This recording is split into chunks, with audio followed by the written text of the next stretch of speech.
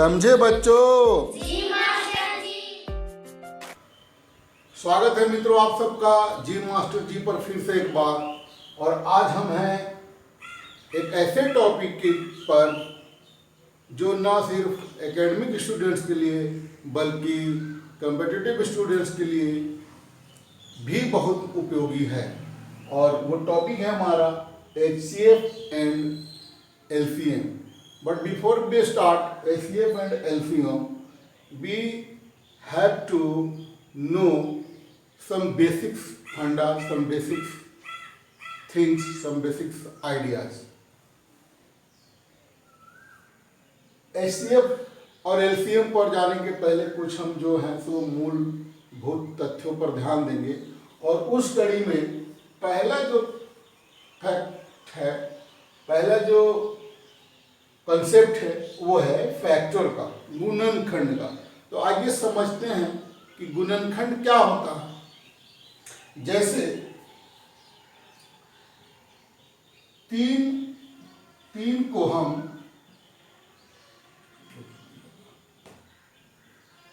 करना पड़ेगा। जैसे 3 और गुने 4, तो 3 गुने 4 बराबर हो गया कितना? 12। ठीक है, हम लोग टेबल में जानते हैं 3 4 या 12। अब यहाँ पे समझने वाली बात है कि 3 को हमने 4 से गुना किया तो क्या मिला? 12। तो ये हो गया गुणनफल।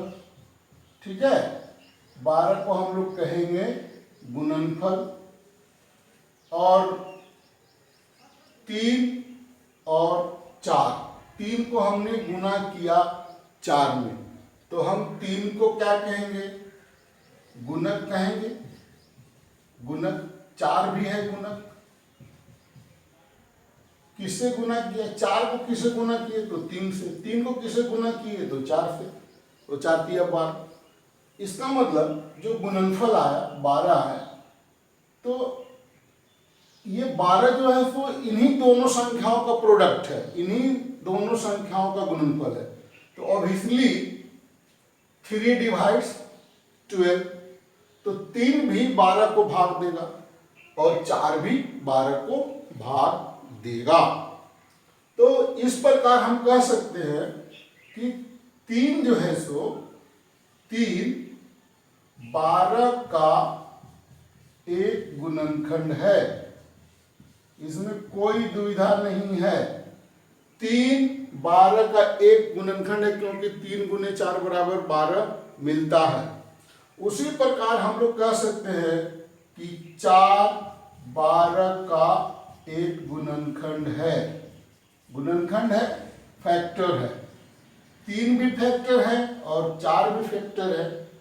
तो ऐसे ऐसे 3 और 4 जो संख्याएं मिली 12 के लिए, तो आप समझ गए हो कि गुणक क्या होता है, फैक्टर क्या होता है। बोले तो इसको और भी नाम दे सकते हैं हम लोग। गुणक बोले, विभाजक बोले, विभाजक इस सेंस में बोले, डिवाइजर, कि 12 का जो फैक्टर है वो 12 का डिवाइजर भी होगा।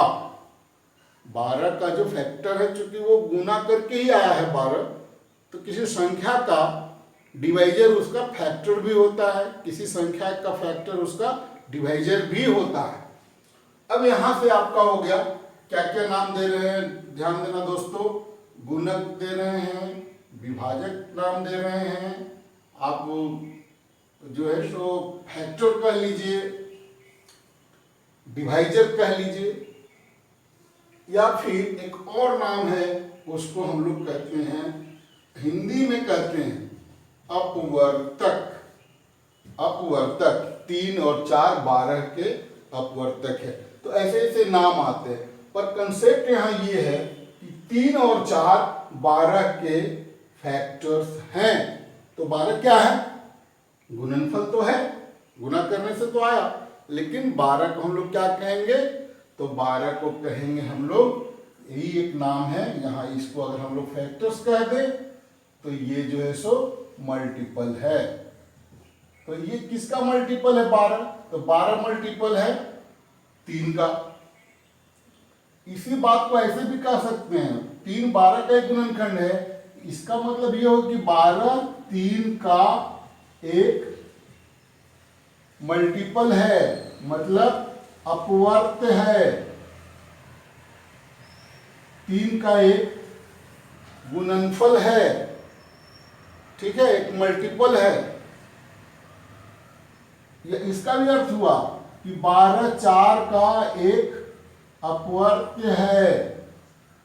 तो 2 कंसेप्ट है यहां पर, फैक्टर और मल्टीपल एक दूसरे से कंसेप्ट में बंधे हुए हैं।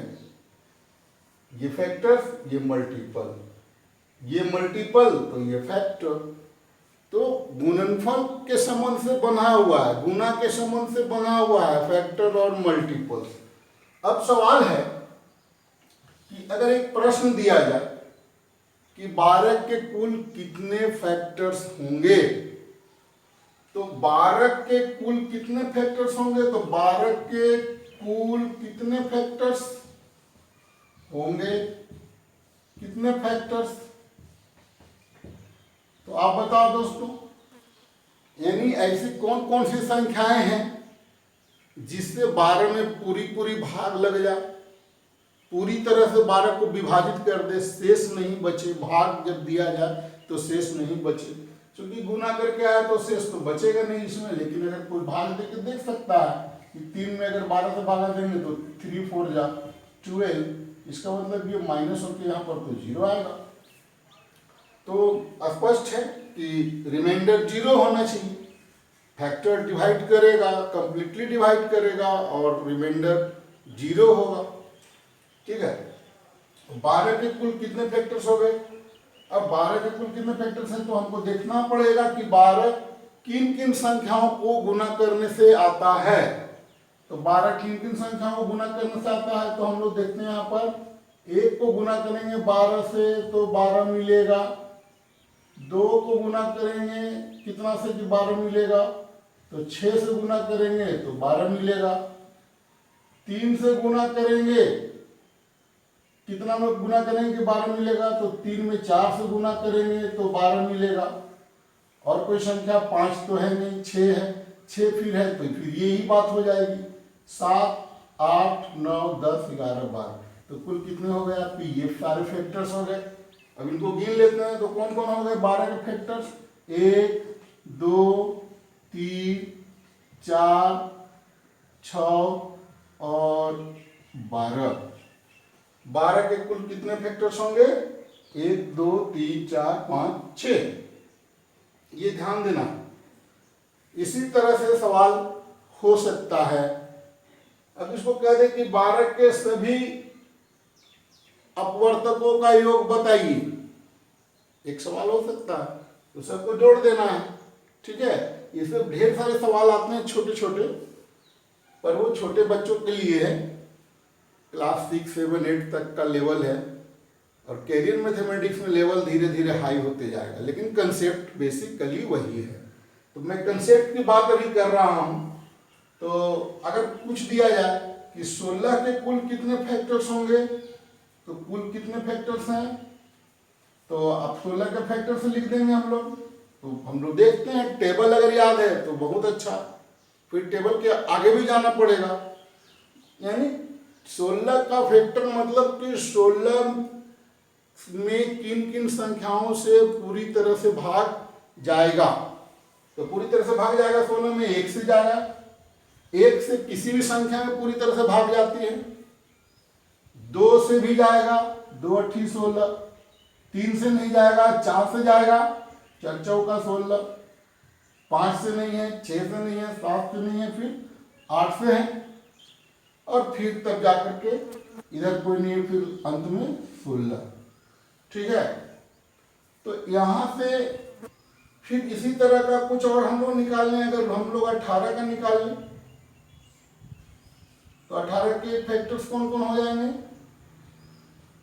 18 के फैक्टर्स कौन कौन होंगे, 1 2 3 6 फिर 9 फिर 18, ठीक है। तो ऐसे करके अगर हम लोग 19 का फैक्टर्स निकालें तो 19 के फैक्टर्स कौन कौन हो जाएंगे? 1 2 से भाग नहीं जाएगा, 3 से नहीं जाएगा, 4 से नहीं जाएगा, 5 से नहीं जाएगा, किसी संख्या से नहीं जाएगा, यानी फिर 19 से जाएगा।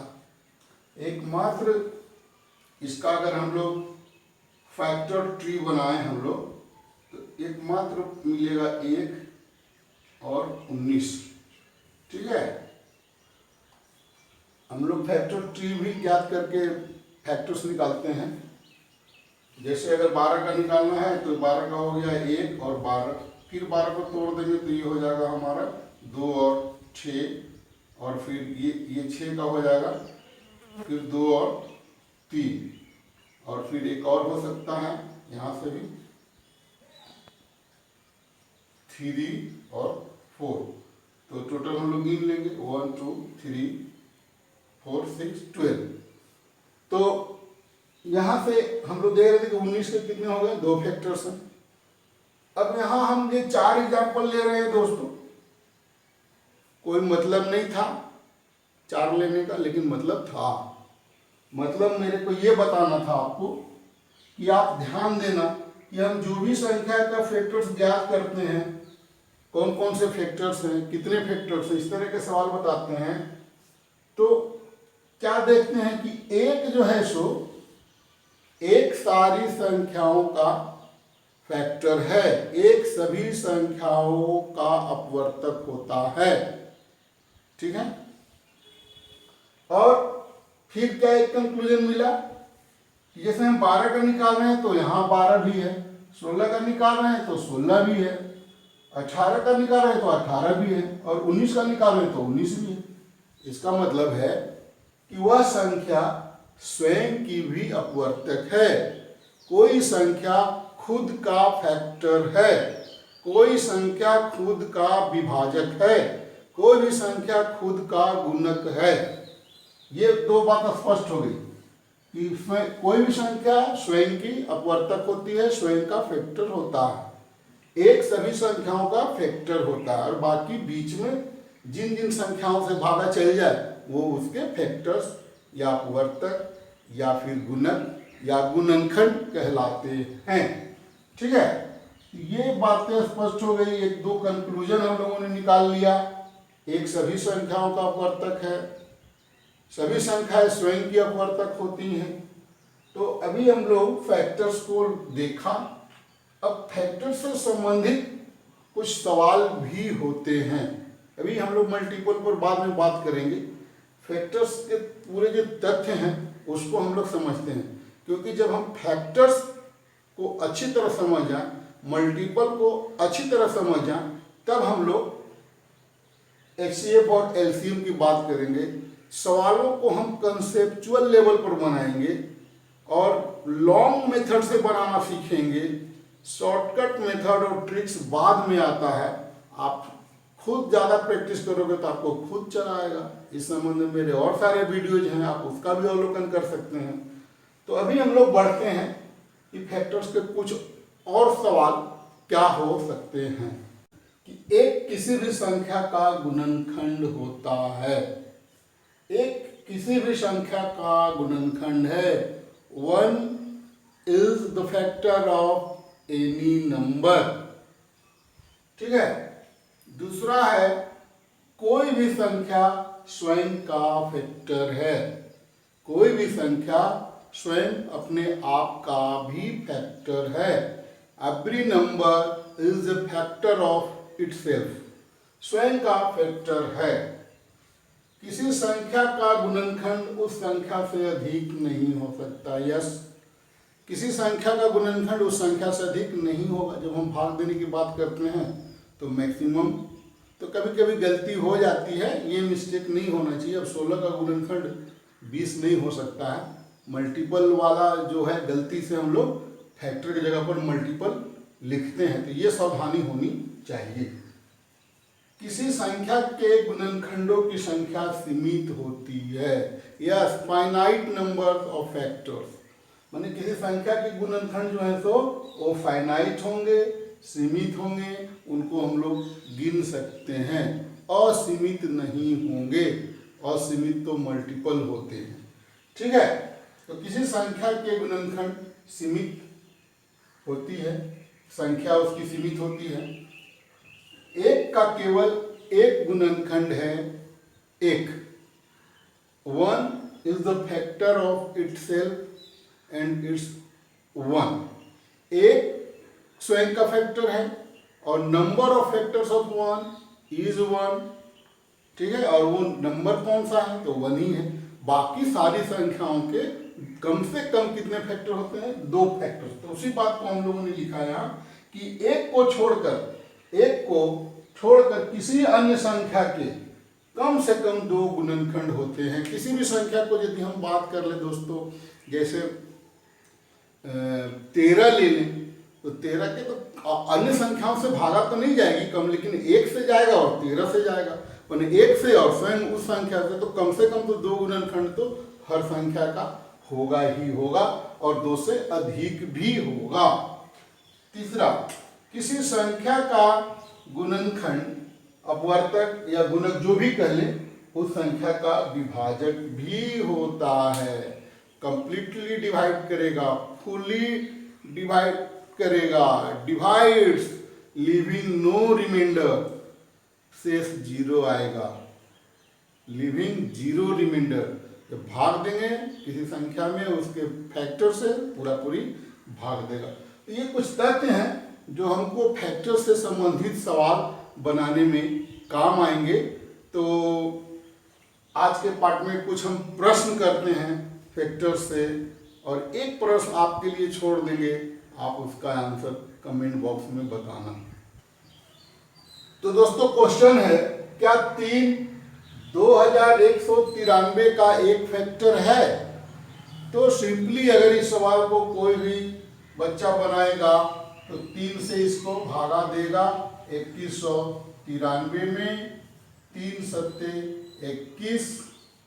ठीक है, ये पूरी कट गया, ये 0 आ गया, ऊपर से उतरा 9, 3 3 जा 9, ये भी माइनस हुआ, 3 उतरा, 3 1 जा 3, तो ये भी माइनस होके 0 रिमाइंडर 0। यस, हाँ, 2193 का एक फैक्टर है।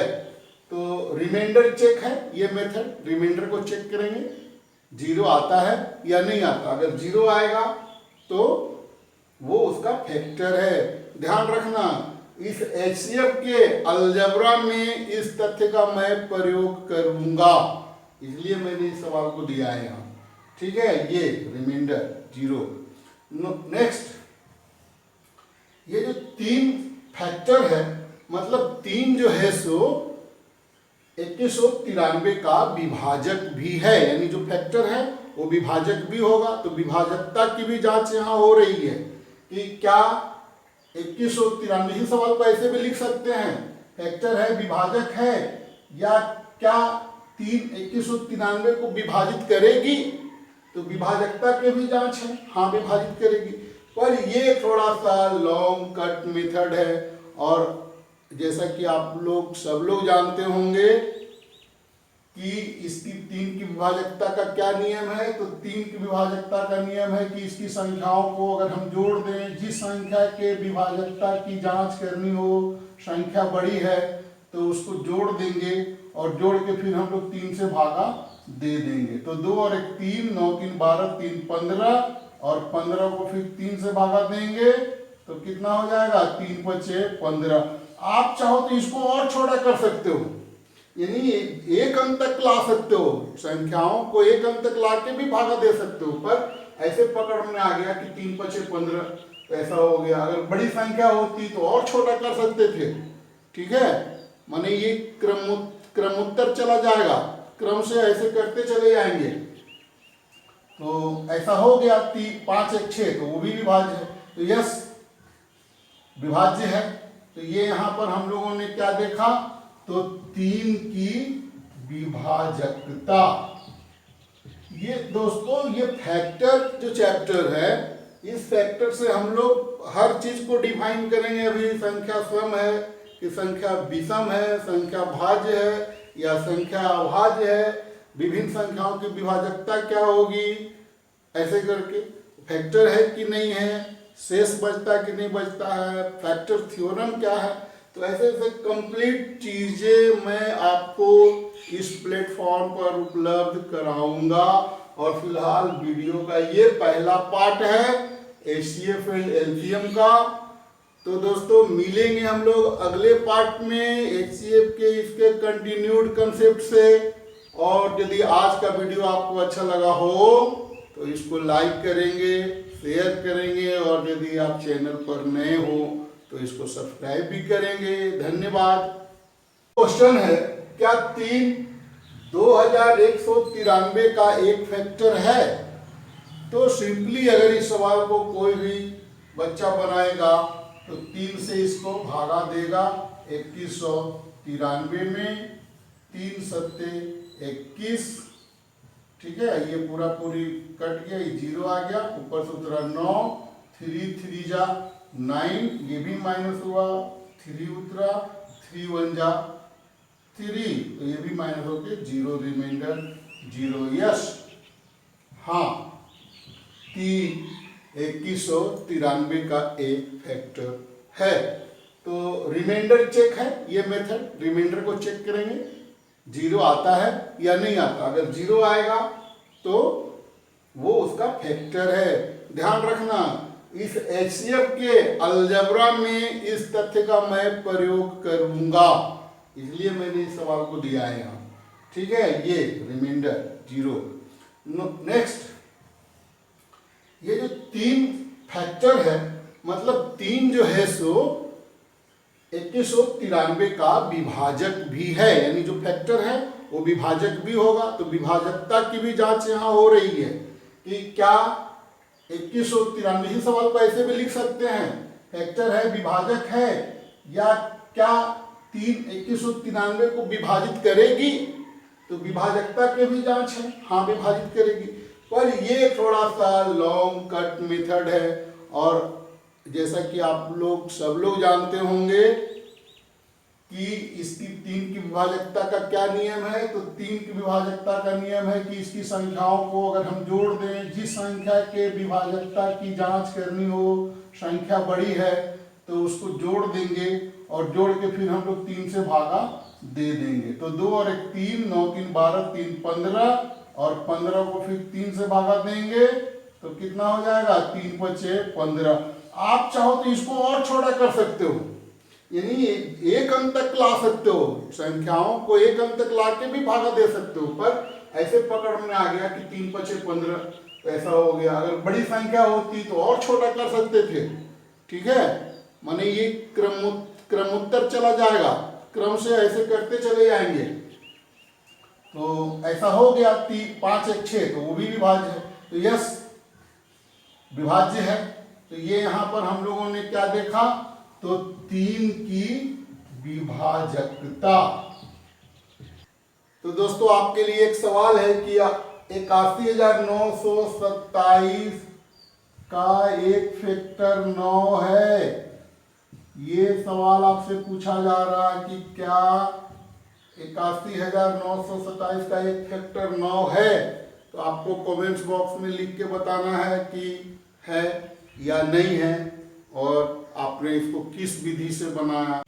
ये दोस्तों, ये फैक्टर जो चैप्टर है, इस फैक्टर से हम लोग हर चीज को डिफाइन करेंगे। अभी संख्या सम है कि संख्या विषम है, संख्या भाज्य है या संख्या अभाज्य है, विभिन्न संख्याओं की विभाजकता क्या होगी, ऐसे करके फैक्टर है कि नहीं है, शेष बचता कि नहीं बचता है, फैक्टर थ्योरम क्या है। तो ऐसे ऐसे कंप्लीट चीजें मैं आपको इस प्लेटफॉर्म पर उपलब्ध कराऊंगा।